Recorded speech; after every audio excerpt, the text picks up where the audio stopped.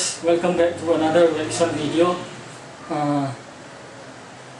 Reaction video phát sốt kỳ kana bol lo ni pi te hoyong nana lum don diu kata sanin ka sa damo na kini hi achung ni ki bol jom the pon to a akun ki dam pha na ye kan bol ki de hetan sta le tu ni reaction video kan bol de chu ai a le sa hei part 2 a chul Thei lo Lien Haokip in asa Mr. and Mrs. Sando in at home ayun chi inalet kha mai thi ui inangai yong inangai kha mai thi ayawa nga chu reaction video ki bol khalo chita le ki ma la dei khan khat ilo le la ngai nong khat hi ja chu reaction video in bol lo dis kan lo ja chu kan bol hin tun video chu na thau te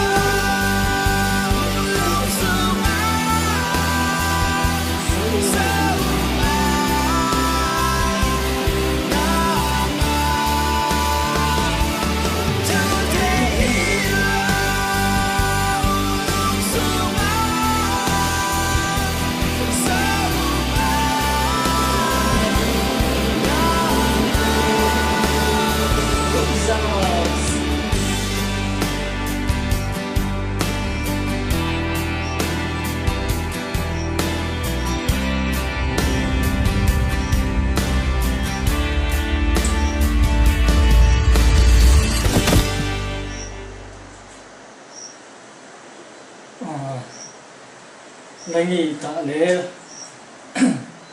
video cái muốn ta chú cái sai tàu đến sapa yang he singer pa ma thebin achata le actor actress ni kilo mani ga kisi le made for each other na aban ni ne let lo mani achata le film hi ki release it le kilo ai wang ken ka khanai pui anok ding kata sanin abe lo lai ho yong chu an video tin style camera quality elo ne camera editing lang wang chu azi khat wa ne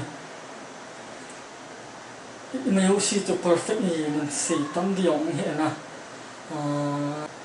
thing ve ka pa che ki tai lo sei ni dang yong ni hian ai pi chu tai le reaction video kan bol chi chen nai kan nga di tan subscribe lo lai hon nong ni subscribe pi win lang like share comment ta le masanga na subscribe ki sa yong chu ka ki pa no support le ngai ru na za la hi kung ki ma chal chal lim di hin aban kit video